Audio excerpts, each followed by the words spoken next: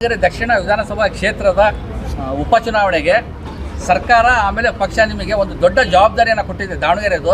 Sir, ಈಗ ವಾತಾವರಣ ಹೇಗಿದೆ ದಾವಣಗೆರೆ ದಕ್ಷಿಣ ವಿಧಾನಸಭಾ ಕ್ಷೇತ್ರ? ತುಂಬ ಚೆನ್ನಾಗಿದೆ.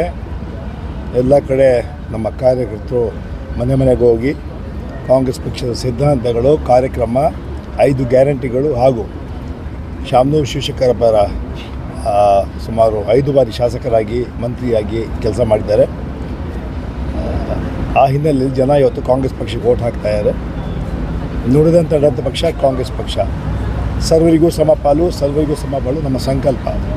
ಅಧಿಕಾರಕ್ಕೆ ಬಂದ ನಂತರ 5 ಗ್ಯಾರಂಟಿಗಳ ಅನುಷ್ಠಾನ ತಂದ್ವಿ. ಅದರ ಮೂಲಕ ದೊಡ್ಡ ಒಂದು ಬದಲಾವಣೆ ರಾಜ್ಯದಲ್ಲಿ ಆಯಿತು. ಅದರಲ್ಲೂ ವಿಶೇಷವಾಗಿ ನಮ್ಮ ಶಕ್ತಿ ಕಾರ್ಯಕ್ರಮ, ಮಹಿಳೆಯರಿಗೆ ಫ್ರೀ ಬಸ್ಸು, ಈ ಪ್ರಪಂಚದ ಇತಿಹಾಸದಲ್ಲಿ ಅಷ್ಟು ದೊಡ್ಡ ಕಾರ್ಯಕ್ರಮ ಎಲ್ಲೂ ಕೂಡ ಮಾಡಿಲ್ಲ. ಇವತ್ತಿಗೆ ಸುಮಾರು 600 ಕೋಟಿ ಮಹಿಳೆಯರು ಫ್ರೀಯಾಗಿ ಬಸ್ಸಲ್ಲಿ ಪ್ರಯಾಣ ಮಾಡಿದ್ದಾರೆ. ಅದು ಮಹಿಳಾ ಸಬಲೀಕರಣ. ಅದೇ ರೀತಿ ಅನ್ನಭಾಗ್ಯ ಇರ್ಬೋದು, ಯುವ ನಿಧಿ ಇರ್ಬೋದು, ಗೃಹಲಕ್ಷ್ಮಿ, ಗೃಹಜ್ಯೋತಿ, ಈ ಎಲ್ಲ ಕಾರ್ಯಕ್ರಮಗಳ ಕೊಟ್ಟು ನಾವು ಜನಪರ ಕೆಲಸ ಮಾಡಿದ್ದೀವಿ. 6ನೇ ಗ್ಯಾರಂಟಿಯಾಗಿ ನಮ್ಮ ವಿಶೇಷವಾಗಿ ಬಡವರಿಗೆ ಮನೆಯವರಿಗೆ ಜಾಗ ಕೊಡೋಂಥ ಕಾರ್ಯಕ್ರಮ ಕೂಡ ಮಾಡಿದ್ದು. ನಾವು ಸೈಟ್ ಕೊಡುವಂಥದ್ದು ಕಾರ್ಯಕ್ರಮ ಸುಮಾರು 2,20,000 ಜನರಿಗೆ ಸೈಟನ್ನು ಕೂಡ ಕೊಟ್ಟಿದ್ದೀವಿ. ನೋಡಿದಂತೆ ನಡೆದಿದ್ದೀವಿ. ಸಮಾಜದ ಎಲ್ಲ ವರ್ಗದ ಹಿತವನ್ನು ಕಾಪಾಡುವುದು ನಮ್ಮ ಕಾಂಗ್ರೆಸ್ ಸರ್ಕಾರ. ಸನ್ಮಾನ್ಯ ಸಿದ್ದರಾಮಯ್ಯ ನಾಯಕತ್ವದಲ್ಲಿ, ಸನ್ಮಾನ್ಯ ಡಿ ಕೆ ಶಿವಕುಮಾರ್ ನಾಯಕತ್ವದಲ್ಲಿ ನಮ್ಮ ಸರ್ಕಾರ ಪ್ರಾಮಾಣಿಕ ಜನಸೇವೆ ಮಾಡ್ತಾಯಿದ್ದೀವಿ. ಈ ವಿಚಾರಗಳನ್ನು ಜನರು ಹೇಳೋಂಥ ಕೆಲಸ ನಾವು ಇವತ್ತು ಜನರಿಗೆ ಹೇಳ್ತಾ ಇದ್ದೀವಿ. ಅದೇ ರೀತಿ ಭಾರತೀಯ ಜನತಾ ಪಾರ್ಟಿಯ ವೈಫಲ್ಯಗಳು ಕೂಡ ನಾವು ಹೇಳ್ತಾ ಇದ್ದೀವಿ ಜನರಿಗೆ.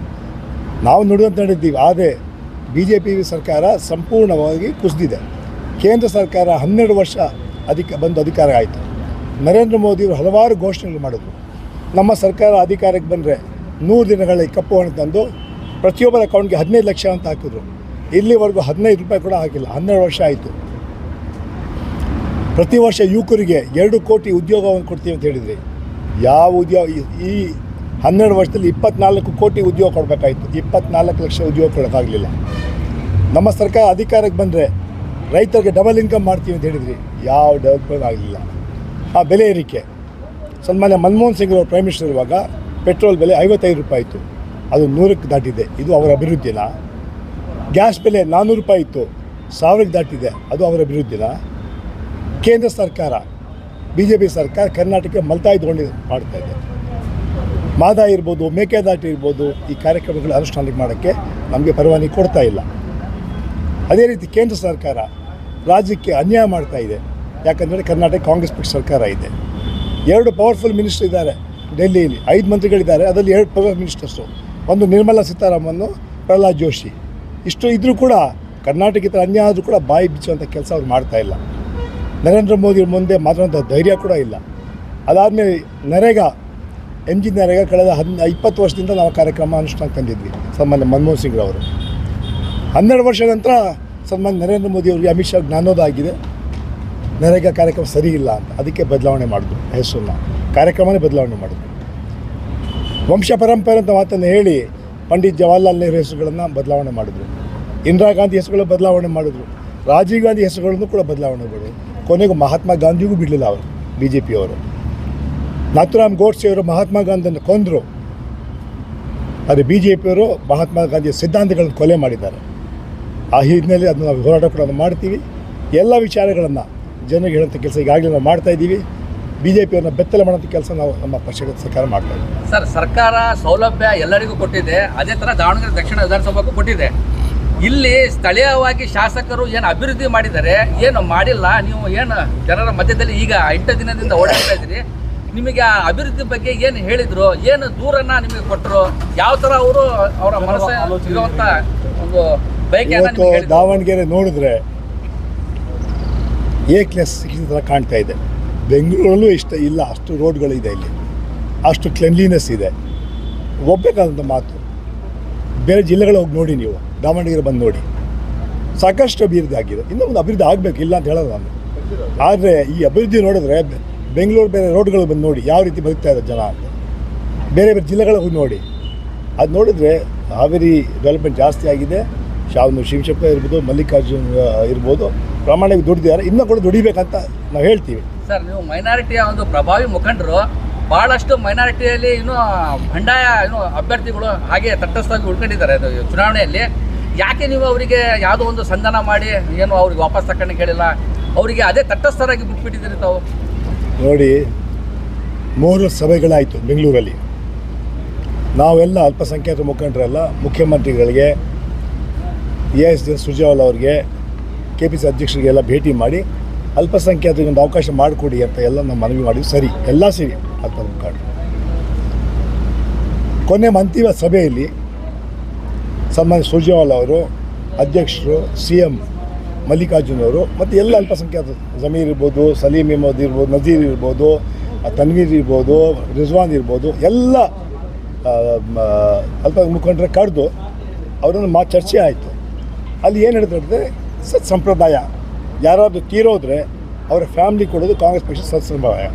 ಯಾವ ರೀತಿ ಬಾಗಲಕೋಟೆಯಲ್ಲಿ ಮೇಟಿಯವ್ರ ಮಗನ ಕೊಡ್ತಾಯಿದ್ದೀವಿ, ಅದೇ ರೀತಿ ಇಲ್ಲೂ ಕೂಡ ನಾವು ಕೊಡಬೇಕಾಗ್ತದೆ. ಅವ್ರು ಕೇಳಿದ್ದು 2 ವರ್ಷ. ಶಾಮನೂರು ಶಿವಶಂಕರಪ್ಪ ಅವರು ಬದುಕಿದ್ರೆ 2 ವರ್ಷ MLA ಆಗಿರ್ತಾಯಿದ್ರು.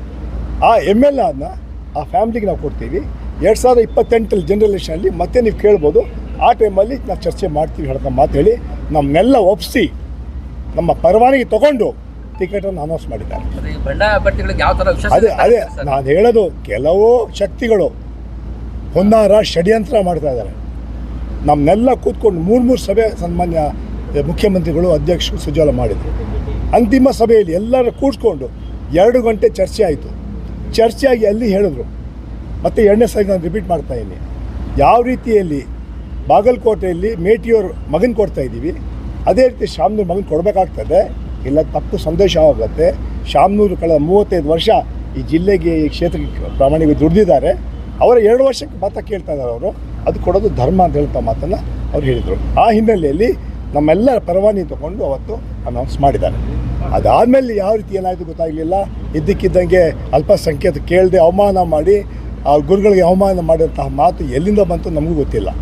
ಯಾಕಂದ್ರೆ ನಾವು ಯಾವತ್ತೂ ಒಂದು ಸಭೆಗಳು ಇದ್ಮೇಲೆ ಅಲ್ಲಿ ಆಗೋ ತೀರ್ಮಾನಗಳನ್ನ ಒಪ್ಪಬೇಕು. ನಾವು ನೈಜ ವಿಚಾರಗಳನ್ನ ಹೇಳಬೇಕು, ಯಾವತ್ತೂ ಸುಳ್ಳು ಹೇಳಬಾರ್ದು.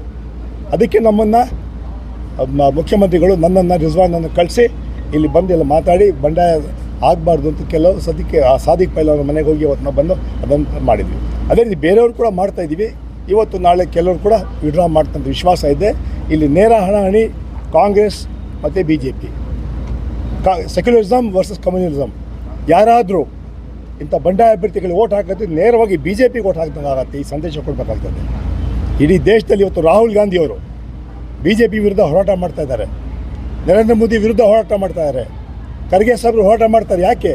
ಕಾಂಗ್ರೆಸ್ ಪಕ್ಷ ಸಿದ್ಧಾಂತಗಳನ್ನ, ಕಾಂಗ್ರೆಸ್ ಪಕ್ಷದ ವಿಚಾರಧಾರೆಗಳನ್ನ ಇಟ್ಕೊಂಡು ಹೋರಾಟ ಮಾಡ್ತಾರೆ. ಇವತ್ತೇನಾದರೂ ಈ ಭಾಗಗಳಲ್ಲಿ ಏನಾದರೂ ಮಾತಾಡಿದ್ರೆ ಅದು ನೇರವಾಗಿ ರಾಹುಲ್ ಗಾಂಧಿ ವಿರುದ್ಧ ಮಾತಾಡ್ದಂಗೆ ಆಗುತ್ತೆ. ಇಲ್ಲಿ ಭಾವನೆಗಳ ಅವಕಾಶ ಇಲ್ಲ. ನಮ್ಮ ಕರ್ತವ್ಯ ನಮ್ಮ ಮುಂದಿದೆ. ಆ ಕೆಲಸ ನಾವು ಮಾಡ್ತಾಯಿದ್ದೀವಿ.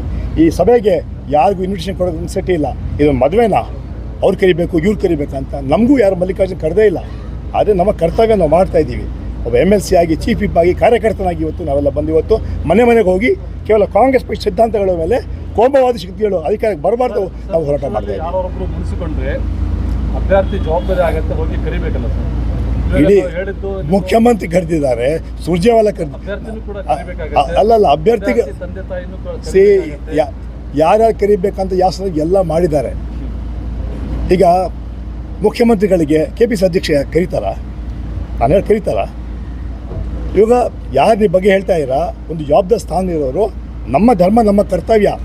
ಯಾವ ಚುನಾವಣೆಯಲ್ಲಿ ಒಂದು ತೀರ್ಮಾನ ಆದಮೇಲೆ, ಚುನಾವಣೆ ಮುಂಚೆ ಹೋರಾಟ ಮಾಡಿ, ಟಿಕೆಟ್ ತೀರ್ಮಾನ ಆದಮೇಲೆ ನಾವು ಏನು ಪಕ್ಷ ತೀರ್ಮಾನಕ್ಕೆ ಪಕ್ಷ ತೀರ್ಮಾನ ಮಾಡುತ್ತೆ, ಪಕ್ಷದಾಗುತ್ತೆ. ಸೌಜನ್ಯಕ್ಕಾದ್ರೂ ಕರಿಬಹುದಿತ್ತಲ್ಲ. ಸೌಜನ್ಯಕ್ಕಲ್ಲ, 10 ಜನ ಮಾತಾಡಿಯಾರ. ಅದು ಯಾಕೆ ಅದನ್ನು ಹೇಳಕ್ಕೆ ನಾನು ಹೋಗೋದಿಲ್ಲ. ಸುಮ್ಮನೆ ಅದನ್ನು ಕೆಲವರು ರಾಜಕೀಯ ಮಾಡಬೇಕಂದ್ರೆ ರಾಜಕೀಯ ಮಾಡ್ತಾರೆ. ಅದು ಸರಿಯಲ್ಲ. ನಮ್ಮ ಕರ್ತವ್ಯಗಳನ್ನ ಮಾಡಬೇಕು. ನಮ್ಮ ಹೋರಾಟ ಕೊನೆ ಮಾಡಿ ಅಂತಿಮವಾಗಿ ನಾವು ಪಕ್ಷದ ಕಾರ್ಯಕರ್ತರು ನಾವು ಅದನ್ನು ಒಪ್ಪಬೇಕಾಗ್ತದೆ. ಕೆಲವರು ಬಂಡಾಯ ಆಗುವಂಥ ಕೆಲಸ ಯಾವತ್ತೂ ಮಾಡೋಕ್ಕೆ ಹೋಗಬಾರ್ದು. ಇವತ್ತು ದೇಶದಲ್ಲಿ ಇವತ್ತೇನೋ BJP ವಿರುದ್ಧ ಹೋರಾಟ ಮಾಡೋದು ಕಾಂಗ್ರೆಸ್ ಪಕ್ಷ. ಇವತ್ತು ರಾಜ್ಯದಲ್ಲಿ ಶಾಂತಿ, ನೆಮ್ಮದಿ, ಸಹಬಾಳ್ವೆ ಇದೆ, ಅಭಿವೃದ್ಧಿ ಆಗ್ತಾಯಿದೆ. ಭಾರತೀಯ ಜನತಾ ಪಾರ್ಟಿ ಸರ್ಕಾರ ಇರುವಾಗ ಏನಾಯಿತು ಅಂತ ಅವ್ರಿಗೆ ಕೇಳಬೇಕು. ಪುತ್ತೂರು ಏನಾಯಿತು, ಮಂಗಳೂರು ಏನಾಯಿತು, ಗದಗಲ್ಲಿ ಯಾವ ಥರ ಕೊಲೆ ಆಯಿತು, ಶಿವಮೊಗ್ಗದಲ್ಲಿ ಏನಾಯಿತು, ಇದೆಲ್ಲ ವಿಚಾರಗಳನ್ನು ಅರ್ಥ ಮಾಡ್ಕೋಬೇಕು. ಇವತ್ತು ನಮ್ಮ ಸರ್ಕಾರ ಅಧಿಕಾರಕ್ಕೆ ಬಂದ ಮೇಲೆ ಎಲ್ಲರೂ ಅನ್ಯೋನ್ಯವಾಗಿ ಬದುಕಂತಹ ರೀತಿಯಲ್ಲಿ ಸರ್ಕಾರ ನಡೀತಾ ಇದೆ. ಅದನ್ನು ಆ ವಿಶ್ವಾಸ ಇಟ್ಕೊಂಡು ಎಲ್ಲ ಕೆಲಸ ಮಾಡಬೇಕಾಗಿದೆ. ವೈಯಕ್ತಿಕ ವಿಚಾರಗಳನ್ನ ಬಿಟ್ಟು ನಾವೆಲ್ಲ ಕಾಂಗ್ರೆಸ್ ಪಕ್ಷಕ್ಕೆ ಇವತ್ತಿಗೆ ನಾವು ಕೆಲಸ ಮಾಡ್ತಾಯಿದ್ದೀವಿ. ಇವತ್ತೆಲ್ಲ ಮಂತ್ರಿಗಳು ಬಂದಿದ್ದಾರೆ, ಶಾಸಕರು ಬಂದಿದ್ದಾರೆ, ಅವ್ರಿಗೆಲ್ಲ ಕರೆದ್ರ ಹೋಗ್ಬಿಟ್ಟು ಮನೆಗೆ ಹೋಗಿ ಕರೆದ್ರ. ವರ್ಕರ್ಸ್ ಬಂದು ಮನೆ ಬಿಟ್ಟು ಒಂದು ವಾರದಿಂದ ಓಡಾಡ್ತಾ ಇರಲ್ಲ. ಮನೆಗೂ ಯಾಕೆ ಕೇವಲ ಕಾಂಗ್ರೆಸ್ ಪಕ್ಷಕ್ಕೆ ಅಂತ ಹಿನ್ನೆಲೆಯಲ್ಲಿ ನಾವು ಹೋರಾಟ ಮಾಡ್ತಾಯಿದ್ದೀವಿ. ನಮಗೆ ವಿಶ್ವಾಸ ಇದೆ, ಕನಿಷ್ಠ 35,000ಕ್ಕಿಂತ ಜಾಸ್ತಿ ಓಟುಗಳಿಂದ ಸಮರ್ಥ ಮಲ್ಲಿಕಾರ್ಜುನ್ ಗೆಲ್ತಾರೆ ಅಂತ ವಿಶ್ವಾಸವನ್ನು ವ್ಯಕ್ತಪಡಿಸ್ತಾರೆ.